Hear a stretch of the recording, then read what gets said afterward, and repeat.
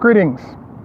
Today's focus is on the fact that the Tesla Semi has broken into the history-making zone with a 50,000-pound load.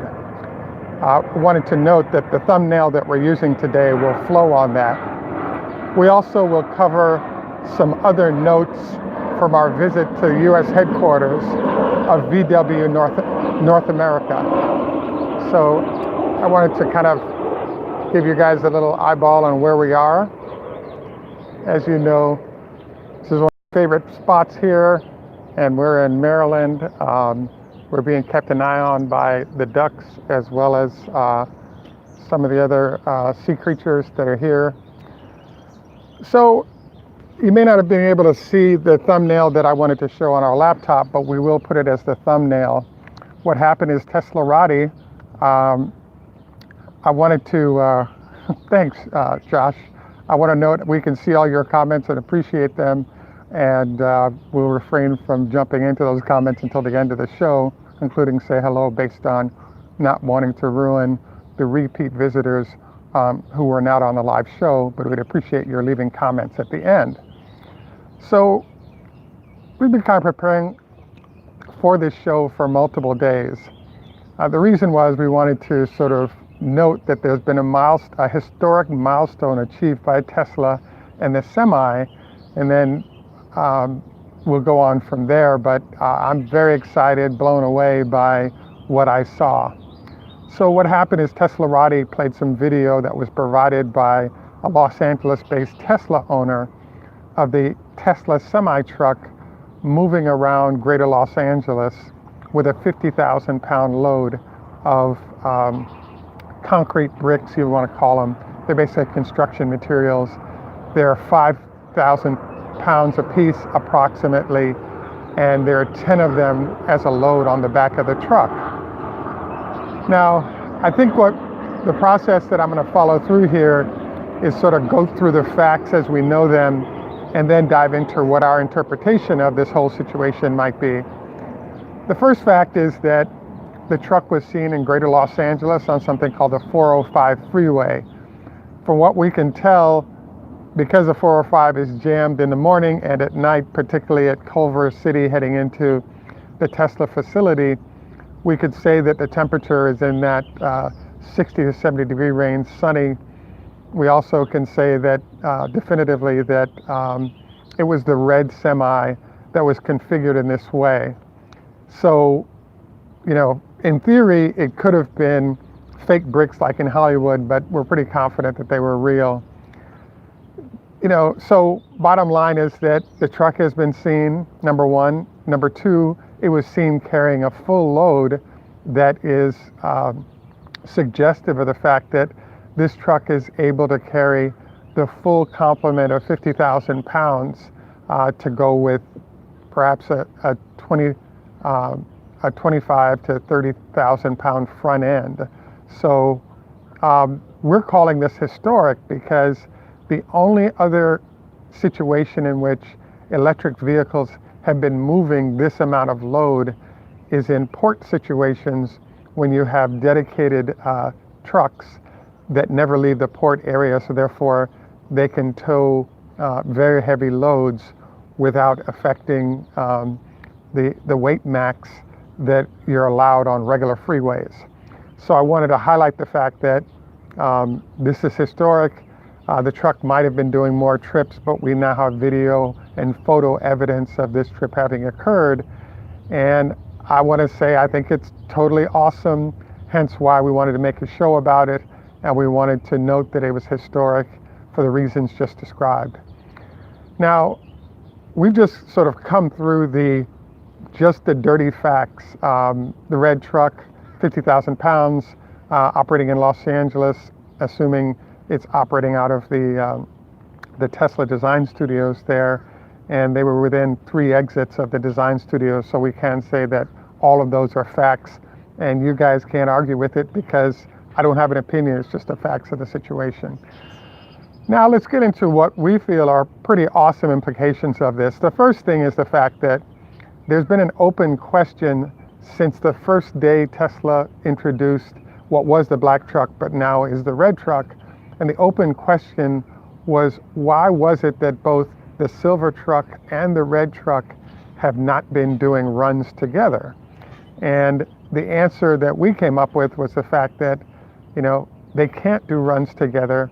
And the reason they can't do runs together is because the silver truck actually has a bigger battery pack, allowing it to do national trips relatively easily, where they're running in that 200 to 250 mile range between charging stations, and they can therefore move across the country slower than a regular freight truck would, but fast enough to show the potential of the vehicle, even though they're targeting a 250 mile range currently. So what we wanted to sort of review in general is the fact that number one, with the smaller battery pack that's in the red truck, and we're assuming it's now a 150 to 200 mile range truck, you can now increase the amount of freight being hauled because you don't exceed the weight limits that are allowed. So I just think that's awesome news, and it's great to hear about and know about, and therefore I wanted to highlight it to you guys that this was happening. This also answers another question, which is there are a large number of people who've presented deposits on these trucks, and the question mark was, how can the shareholders of these big companies like DHL and Walmart, et cetera, justify the large deposits, which in many cases include paying for the entire cost of the vehicle right out the box and not have any consequences for it? And the answer is that most of the development of the truck and its potential and what it is able to do is already known by the engineers that are being paid by the large buyers.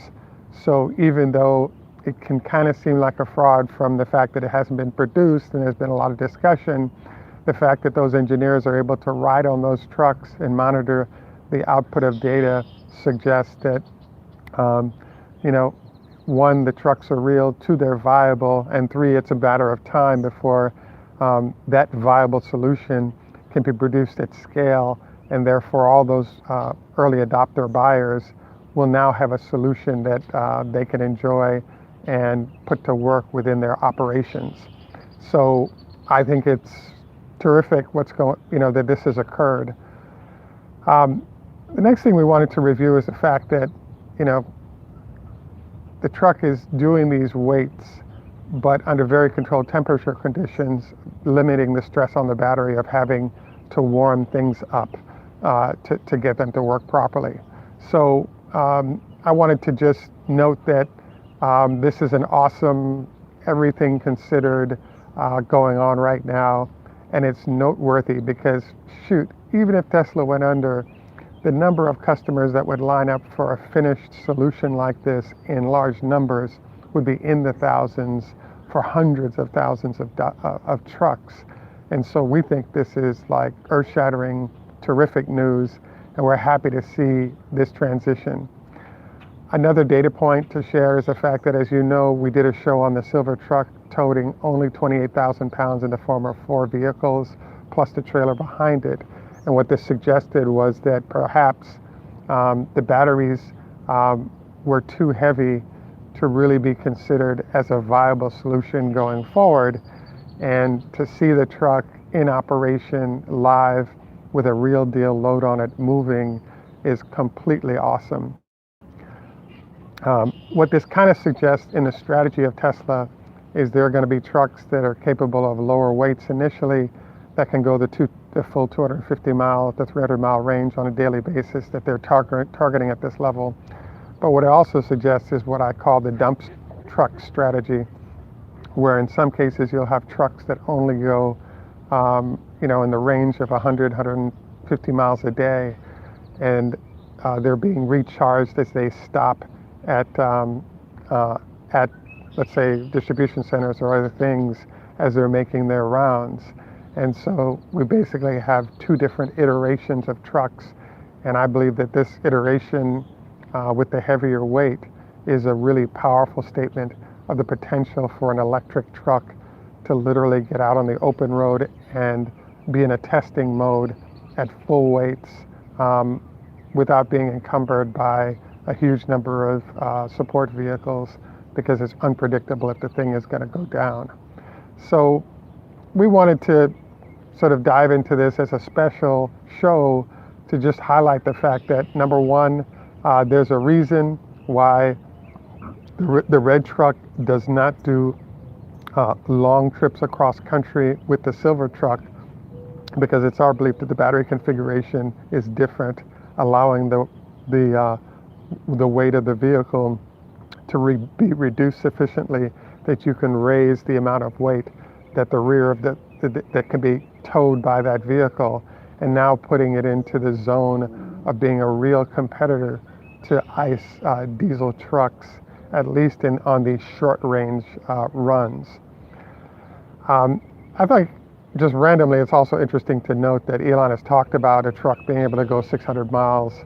And we actually believe that the weight of the battery pack for that 600 miles would be so heavy that you wouldn't be able to tow anything behind it.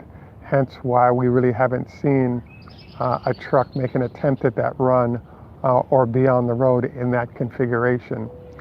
The next thing that we also wanted to note is that we're really inferring a lot of what we've heard seen on the truck, because the reality is that Elon is releasing very little information to non-buyers, and buyers are able to get engineers on the trucks that can monitor data with those folks.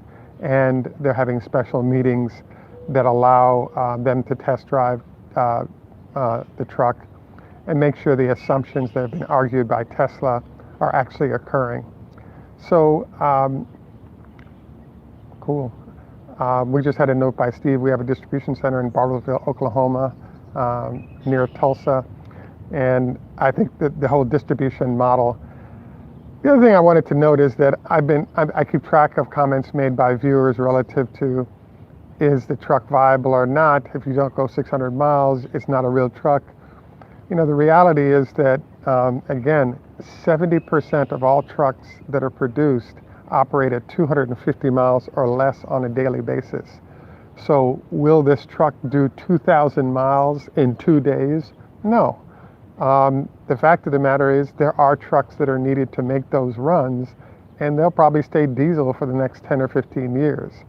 But for the 70% of operations that are 250 miles and below, there's a real reason why large users of distribution, mainly vehicles of this sort, are going to have a really good reason to make the switch over to Tesla, be it the silver truck at the 300 mile range, or perhaps a 150 to 200 mile red truck in that regard.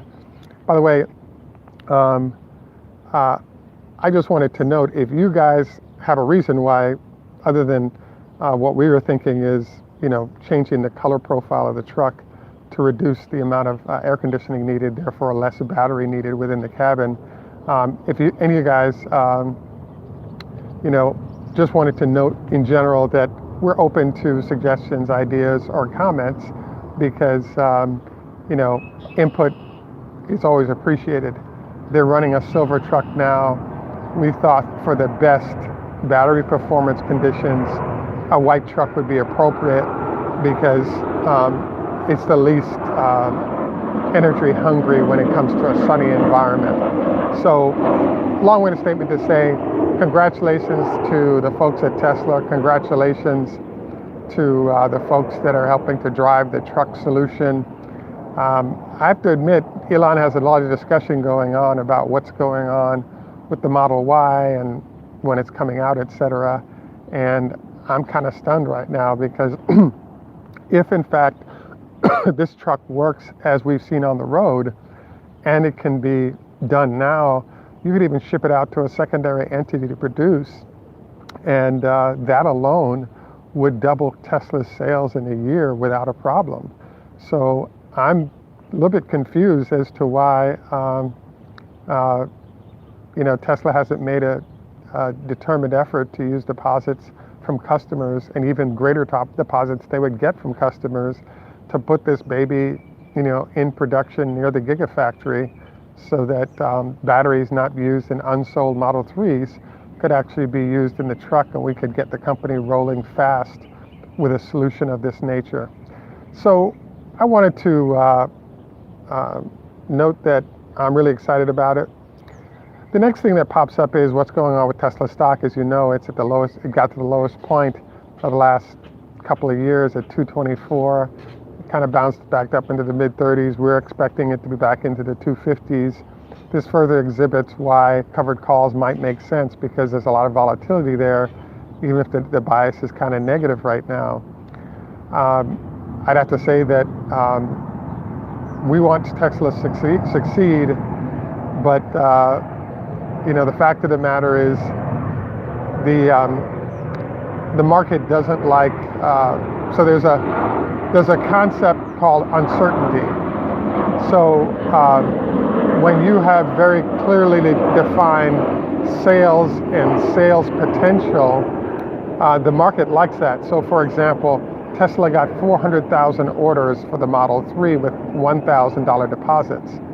So when the marketplace sees that kind of defined numbers, there's excitement. You can get the stock rolling.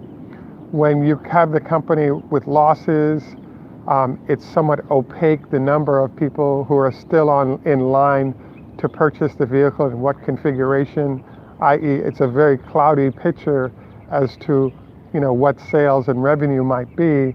That's when you can have the stock price continue to tick down, because there's no forceful reason to maintain the very high PE multiple that Tesla has enjoyed.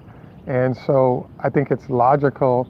Wouldn't be a stunner to see the stock approach 200 and maybe drop below, if in fact the company is saying we're throwing off huge losses that are consuming a lot of cash, and we can't explain why, other than the fact that fewer people are buying our cars. So all of those data points suggest to the market that A, you don't know what you're doing. B, if you don't know what you're doing, we have to assume the worst case scenario. And then C, while you don't know what you're doing and why it's occurring, you're losing $700 million a quarter. When you add those pieces of data together, it suggests that overall there's kind of a untenable position going on where there isn't a lot of reason to have confidence in the stock. And so by bringing up the whole truck issue today, we could generally say that, hey, what about Tesla getting truck into motion and therefore picking up a whole bunch of new deposits and sales that are going on, and then those sales and deposits can push the stock price up because you can see where revenues are going versus where we're currently at. The final thing I wanted to cover today is just a general review of the fact that we visited with VW yesterday, got a chance to look around their facilities, and most of our shows are focused on the animosity between Mercedes-Benz and the comments by their senior leadership relative to Tesla and how poorly run they are and other things. But after looking at how VW is approaching things, the executive I spoke with indicated that VW has purchased Teslas of all types and shipped them to Europe for review. They purchased them in the United States as well as over in both Detroit and the U.S. headquarters in the Washington, D.C. area, and have them there for employees and executives to drive so they can fully understand the competition. The other thing we were surprised by on the visit is the tone of how sales are, the way things are going in terms of development of electric vehicles by other companies has seemed to be what might want to call disjointed. But the reality is that it turns out that the folks, for example, at VW are sort of building up their bench strength to be able to deliver vehicles at many price points over time, and therefore it's going to be just a matter of time before you see them in the market space forcefully. So we're hoping Tesla is able to retain their position by strengthening the quality of their operations. So we'll see if Elon Musk makes this a priority and we're hopeful that once he does make it a priority, we see a demonstrated effort to do so. You know, we have a lot of fans of our show, but one of them that I think is fascinating is, I don't know if you guys can see it, but there, let me see here. But there's we've had a turtle here carefully observing our show for the last half hour, and we appreciate his sunning himself and providing some good viewage in the process. The last thing that we wanted to review today is that, as you know, the whole tariff thing has jumped off with Mr. Trump and others. And the question mark is, where is this going to go? I'm wondering if Tesla shouldn't consider shipping parts to China and just assembling vehicles there, even if you're not stamping out parts for that vehicle. Because the tariffs are onerous and it definitely will affect sales. And it just smells to me like that factory needs to be put in motion, even if it's on a hand put together basis to start. And then as the stamping equipment goes in and you can order metal, etc. in market, you can now drop prices and not have sales impacted by those increasing tariffs. So thank you for the comment regarding the tariff impact on the stock price. I would agree. The markets are definitely being affected by that. I also wanted to, just do a final note here, and that is that we like to have a space on our show and our comments area to embrace what it is that you guys feel.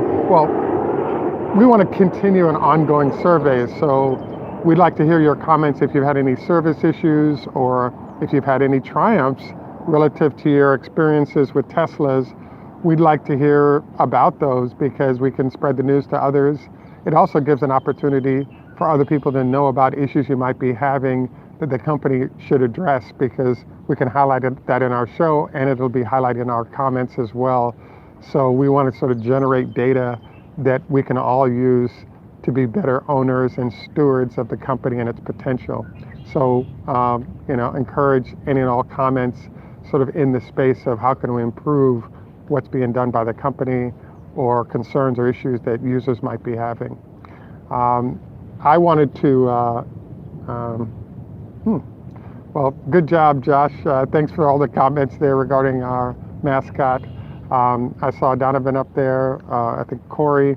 All of your comments have been appreciated, and I'm sure subsequent viewers would appreciate them as well. We're leaning towards our usual tail end of show right now.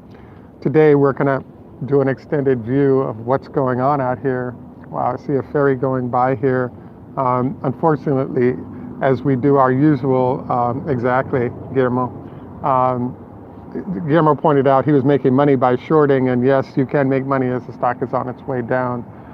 I'm going to close out the show as we kind of move around here, because there's actually a ferry that's going by and it's kind of a nice view out there, and I think we kind of missed that opportunity.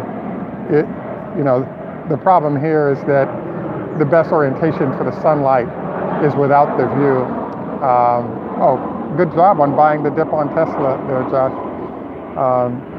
Also wanted to note that, even if you guys, if we have people that hate the show, we actually have both the ducks and the turtles have chosen to come out and support us, and we appreciate any and all viewers that might be inclined to take in our show. This is kind of a duck refuge here, and you should be able to see behind me. There's a fairly large population of them to my rear. At any rate, just a reminder, I'm going to go do my 25 leg lifts right now. And thank you very much for the comment, Donovan. Thank you, Guillermo. I want to thank all of you for joining us today.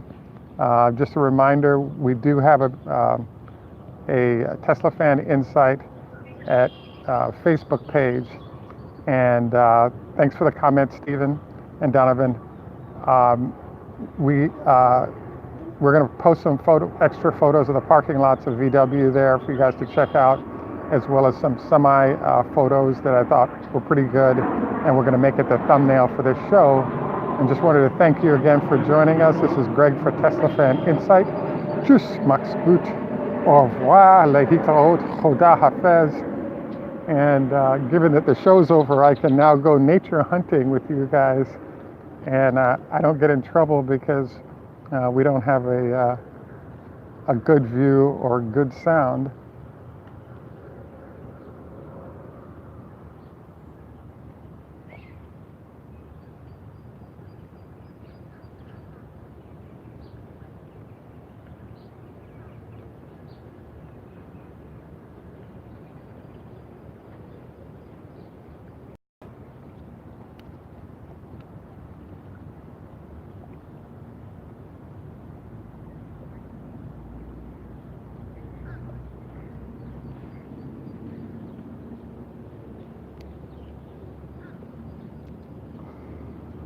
Have a great day, and we look forward to your comments. I agree on this.